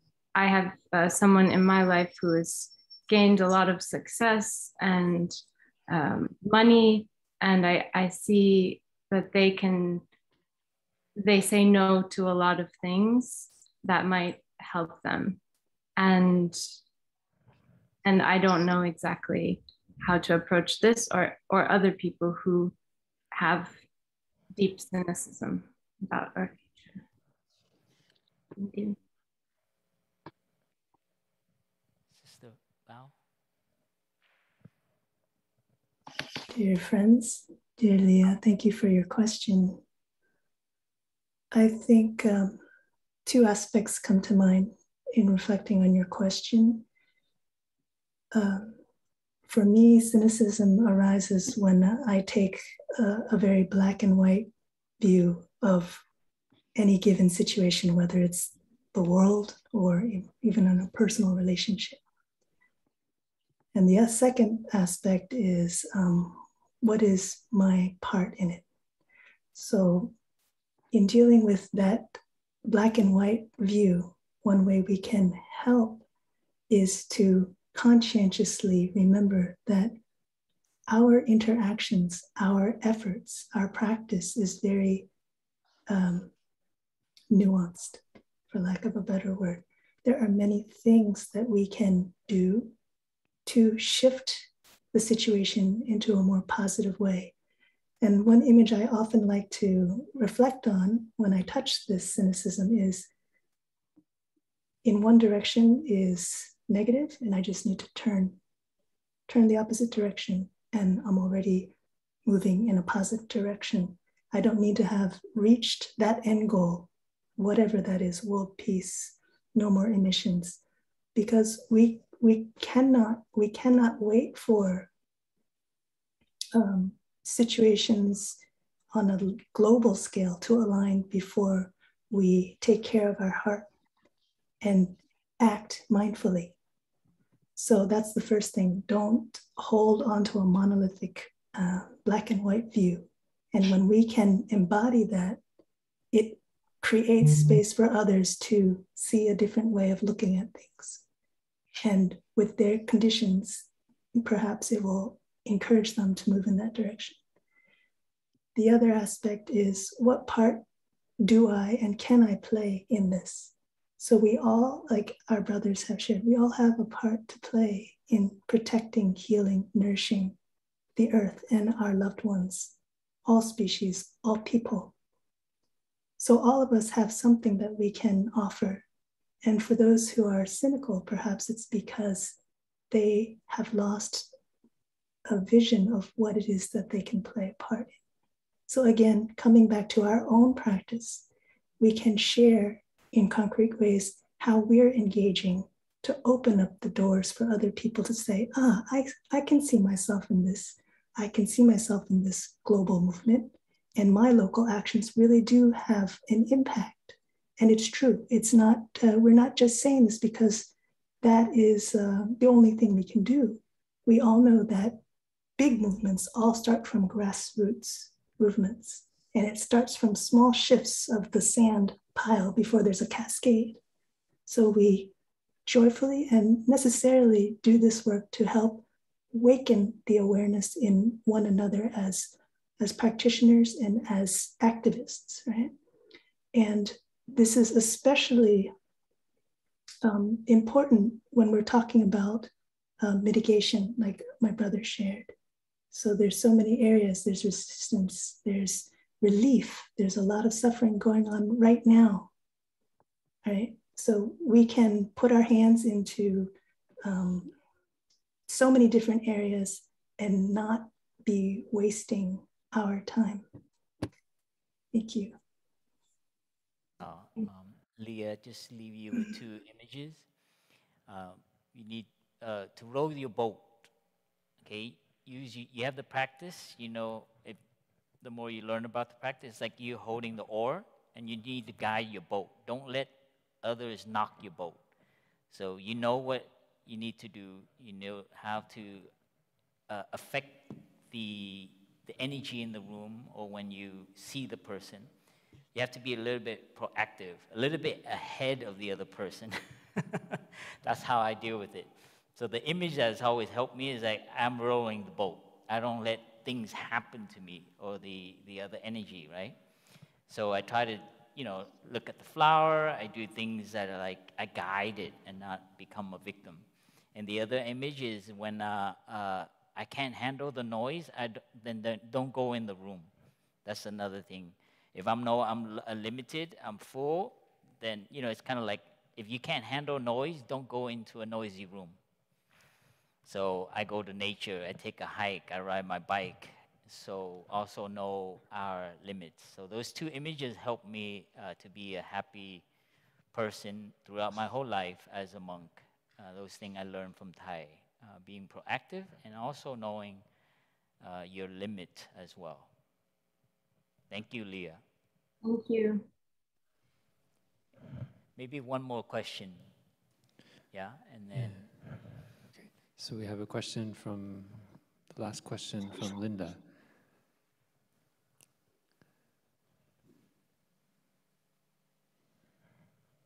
Dear Thai, dear Sangha, it's wonderful to be with all of you. Thank you. My question, I feel, is rather, can you hear me all right? I don't always have a great internet connection. Okay, is somewhat similar to Leah's. And I'll preface it with the fact that I feel there's so much divisiveness in our country, as well as in many countries in the world. Excuse also cats that appear.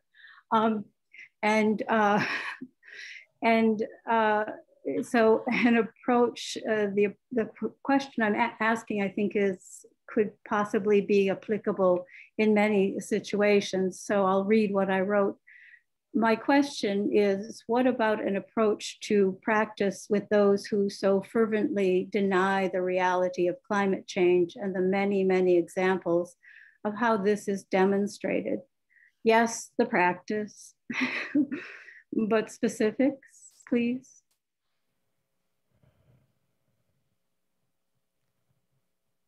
Is John online? Just the thing, is this a good, I think you probably have to deal with that in the earth holder. Yes, John's online. Hello, John. So nice to see you. John is part of the Earth Holder Sangha community as well, one of the pillars of that community. Dear Thai, dear community, it's so heartening to be here. Deep appreciation to our brothers for representing Plum Village so beautifully in Glasgow, and Sister True Dedication and Tapu, and I think Sister Boynan too. Yeah, thank you. Langim, yeah. Yes, Langim. One thing I'd like to share about the healing part, because it's been such an important piece that we've all talked about. One of the things that's been helpful to me in insight is to know that the feelings I have about climate change. Can you put your mic closer to your mouth? Is this better now? Yes, yes. Okay. Yeah, thank you. About the healing, one of the things that's been helpful to me is to realize that the feelings of despair, or anger, or fear, hopelessness about the climate change were actually there long before I knew anything about climate change. They come from our inheritance, my early childhood, my ancestral, generational trauma, whatever it was. And because I didn't have enough chance to heal them along the way, I grew up now and I project them out onto something like racism or poverty or climate change. And say, oh my God, it's just too big. But actually, the more that we heal our early hurts, which most of us had, the more we're going to have more openness for clarity of thought, more willingness to take risks, bolder action, deeper relationship, because we're now, I think, held under a blanket of powerlessness. It's a false blanket. So all the ways that our teachers told us, and I also have for the last 35 years, a deep listening partnership with a man. So I go to his house. He comes to mine the next week, every week, 45 minutes each, we listen to each other. A sacred space where I can say anything. And so I sob, I can feel the feelings, I let them be there. And the way that Phap Linh was encouraging us to be, but really have the safety to express them. And of course, that helps me clear the way. It doesn't solve the problems, but it allows me to really have more capacity to deal with the problems. Some of us in the, Sister Drubau and I in particular, and some of us in the Earth Holders community have been noodling on a model for taking mindful action, because Thai has really been the teacher in blending, as Sister Drubau said, action and meditation. So reading his new book, contemplating the situation with the climate, I think most of us are inclined to want to do something that's from whatever angle we want to engage in it. And since interbeing is a reality, not just a concept, it really doesn't matter where we start. Because if you start pulling the thread, it gets to everything.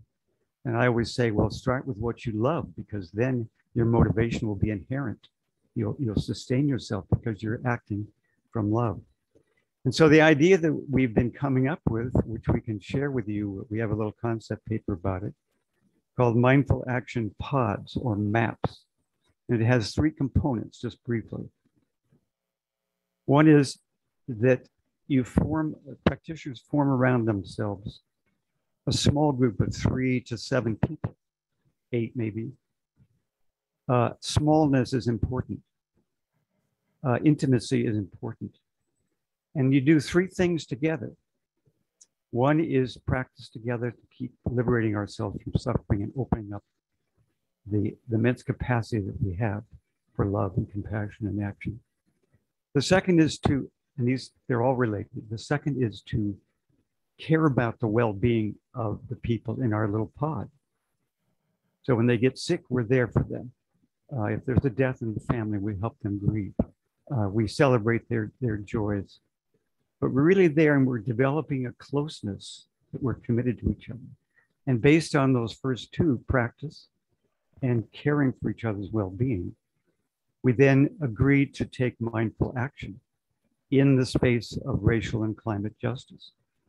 And I think our hunch is that there are thousands of people just in our Plum Village community across the globe that would love to be more engaged, but either don't know how or don't want to do it alone. So creating a small group that's your home group, your strong circle, your little sangha. And the intimacy is what we're betting on makes a difference, because 20 people, it's hard to care about 20 people in a real way. 5 or 7 people, you could really, really care about them. And also decision making. And it's hard to get 5 people to figure out where to go to dinner together, let alone what action to take. So if you have 20 people, really hard. So anyway, I will put my email in the chat. I think I can do that. Or Kenley, you could do that for me. I think you have some capacity there. And if you're interested in the MAPS concept, you can contact me or Sister Drubau or anybody in the Earth Holders. Thank you very much. I know I didn't answer the question specifically, but I hope that was helpful. Thank you very much. Thank you, John. I'd like to share a little bit. Oh, sorry. No, go ahead. Go ahead, brother. No, you. Okay. Well, just a little bit, and then I pass on to you. I want to share a little bit along the lines of how do we relate to people who hold very different views from us, because that's a reality, I think, all around the world. And we met it at COP. So there's a kind of like in the blue zone and outside the blue zone phenomenon. There's the youth on the streets, with all of their joy and their drums and their music and their passion, also anger and, very legitimate frustration. And then there's the people wearing suits on the inside, their policies and their numbers and their graphs. And there's a lot of people who are both on the inside and outside. And then there's all the people who aren't even aware of the problem or who deny the problem. And I just want to offer a couple of things. So first of all, sometimes when we invite people to take care of their anger and their frustration, sometimes it seems to be like, well, don't ask me not to be angry, because then I'll become passive. So I think it's very important to be clear that when we take care of our anger, it doesn't mean that we stop engaging or that we are just happy with everything, it's fine as it is, and don't do anything. On the contrary, I think when we are able to take care of our anger, then we become more active, and our action comes from compassion. And it's beautiful to hear about this MAPS process that's kind of seeding itself throughout our Sangha. I think that's a really beautiful way to take action and to know that we're doing it together. And it will also bring us into situations where we do need to hold people to account. So we need to hold our governments to account. We need to hold the corporations to account. And I just want to invite us to reflect, like, when somebody holds me to account or calls me out on something, it's much more powerful when that's somebody who loves me and understands me and whom I love, than if it's somebody who's kind of angry with me and judging me and maybe doesn't understand me. So I feel like that is that loving somebody doesn't mean condoning their actions necessarily. Understanding somebody, understanding their background, their context, their culture, their history, doesn't mean condoning their views. So there's still space within love and understanding for calling people out and calling people to account. And maybe when we do so, and when that's really done with love and with a deep understanding, then it's actually more powerful, because that person who's in front of us will know that we've really looked deeply. We've seen what it's like to be in their skin. We're feeling connected to them. And we're practicing a deeper level of interbeing. So like John was saying, interbeing is real. It's not just a concept. And I think we do also have to be careful of selective interbeing, because we like to interbe with the trees and the dolphins and the rainbows, but sometimes we don't like so much to interbe with the oil company CEOs and the arms manufacturers and, you know, the people that we believe are the cause of our suffering. So we need to look carefully at that and see if we can widen that space in our hearts to see that interconnection and see that as our power, actually, because when we really are in that interbeing relationship with somebody that we believe is causing suffering, then we gain, that's our agency to do something. That's how we engage, because when we transform, if they really are in us, and if we're feeling that connection, then they transform. So when we cultivate joy and compassion, then they are also cultivating joy and compassion.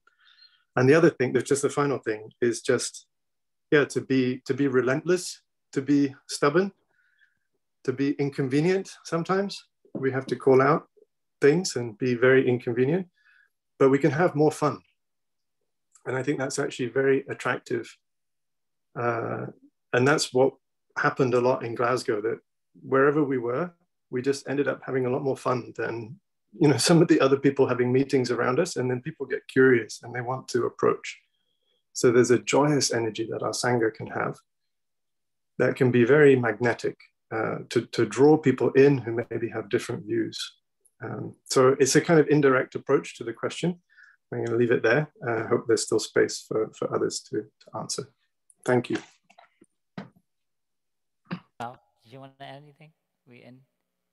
Thank you, brothers. Yes, I think the aspect of engaging constructively is important. And it's much more powerful of an argument if we are bringing to the table things that we are already doing. Because without that, it is just a kind of back and forth. Whereas if we are offering an alternative from a place of clarity and compassion for the other side, then that is much more encouraging for the other person to maybe step off of their platform. And in the meantime, when we connect with community in constructive alternatives, for example, how are we in our personal lives engaging in alternative energies, for example, then we have a place, a foundation to rest in. So it's the image of the yin yang sign. We're circling around one another. We don't have to directly confront, but we are kind of encompassing and holding the other person's experiences, the other person's truths, which may be very different from ours, but from a place that is constructive and still supportive by our community. So I hope that helps shed a little bit of light on that question. Thank you. I love how we reframe our engagement as earth holding rather than environmental activism. You know, sometimes it's a little bit assumption that we have to confront and find an enemy. And so I love this whole idea of earth holding together in many, many different ways. So thank you, sister, for being with us, and Brother John to share about what our community is doing in this area. And for everyone too, in the hall and at home there, in your sofa, nice and in your bed, I see one. Patricia, you in your bed, I love it. Oh, that's another way of earth holding. Thank you. I was just skipping and seeing how people are yeah, I see a lot of smiles. Thank you for being with us. And please continue and be how you want the world to be, starting with yourself. Just learning how to take care of yourself. Be less busy so you will find purpose and do what you need to do to be thriving, to be wholly who you are. So we wish you that, and thank you for your patience being with us. And know that we are a little bit everywhere. We're not just here in this hall. We're part of a movement, a settlement that's just all around the globe, and that we are not alone. There are many of us on this path of freeing ourselves. So thank you. And we'll end here with 3 sounds of the bell. And to send this energy out, we're very, very lucky to have a safe pace. If anything I learned at this climate, there are many in the front line who are really, it's desperation. Right now, they're not just at 1.5, but their environment, their culture, it's being heavily impacted. So we send that energy a little bit all around the world for those who don't have anything to eat, who are not feeling safe, who might not have water, might not have a next meal. So we send that energy, our love, our compassion and kindness, and wishing that their heart can find some peace.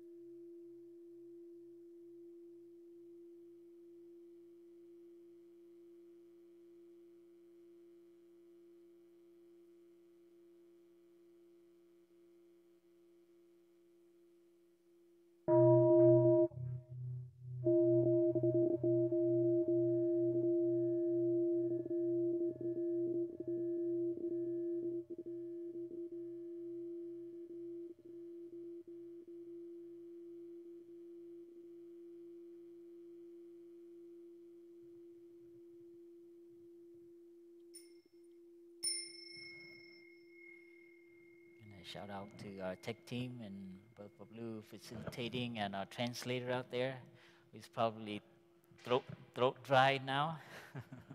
Thank you.